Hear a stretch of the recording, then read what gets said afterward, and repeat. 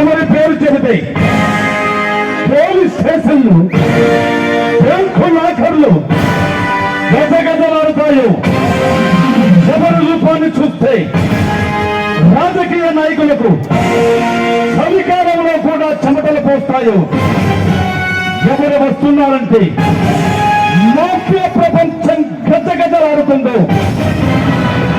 అన్నది అన్నదే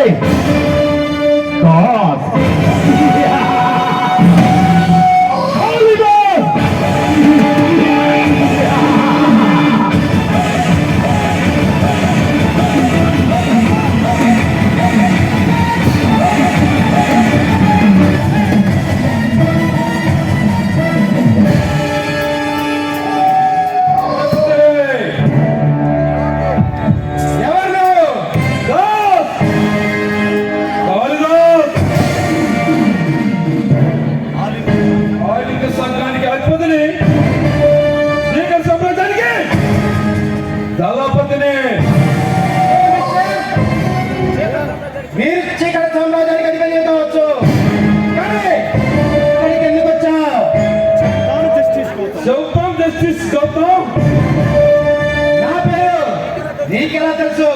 పేరేమిటి? చరిత్ర మొత్తం నాకు తెలుసు. నువ్వు హైకోర్టుకు వచ్చిన జడ్జివి. నీకు నెలకి ₹1,00,000 శాలరీ. నీ భార్య పేరు వసంత. ఇద్దరు కుమారులు వాళ్ళు సెంట్రల్ స్కూల్లో చదువుతున్నారు. ఇంకేమన్నా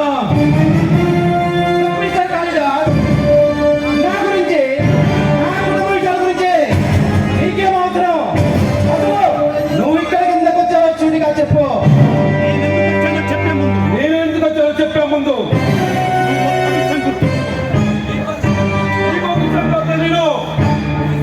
సిటీలో ఎక్కడ అందరూ సృష్టించాలన్నా ఈ సిటీలో ఏ మనిషికి మూమెంట్ పెట్టాలన్నా ఉన్న పరంగా అధికారి పదిని పడగొట్టాలన్నా అనంతగారి పట్టిని అందరూ ఎక్కించాలన్నా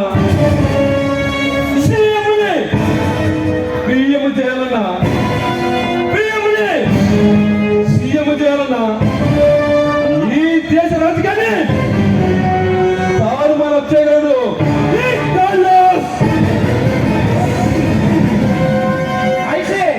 అయితే ఇక్కడికి ఎందుకు వచ్చావు? మొన్న రాత్రి నల్లమడ అడిగారు. ఆ రాత్రి నాకు వస్తున్నా ఇన్స్పెక్టర్ సూర్య పట్టుకున్నాడు. అది మనం తెలిసేసరికి FIR చేశాడు. అంటే మీ పామర్చి మేమేమిటో మేమెంత తెలుసుకో. అనవసరంగా భాషలో బాగా చూస్తాడు. అది నీ పామర్చి. ఆ కేసుకు సంబంధించి పైలు త్వరలో ఈ కోర్టులో ఆధారపడుతుంది. మీ పామర్చి చేసి తప్పుడే నువ్వే సరిదిద్దాలి.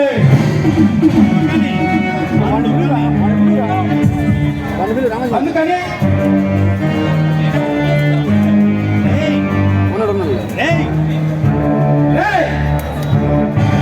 ఇంకొకసారి ఎక్కువ మాట్లాడావంటే నేను నాలుక చీరతా.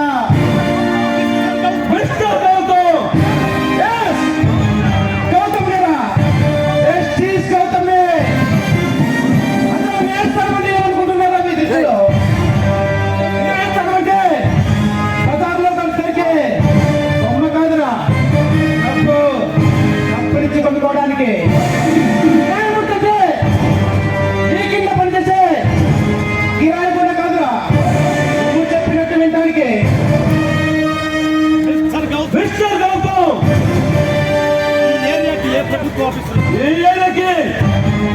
ఏ ప్రభుత్వ ఆఫీస్ ఇచ్చినా చెప్పు చేతుల్లో ఉంటాడు. ఏ ఆఫీస్ వచ్చినా నడుస్తాడు. అది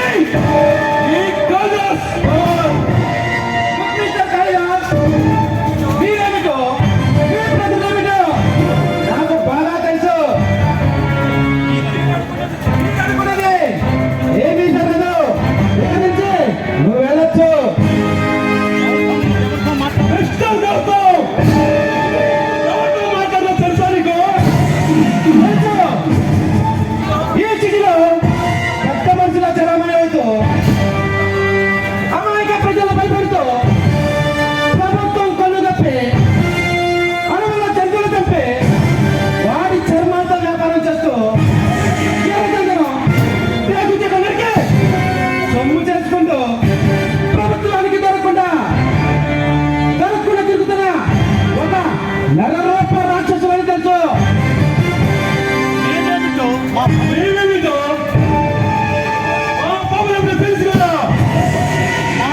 మనుషుల ప్రదర్శనం 1000 మొక్కలు అవుతుంది.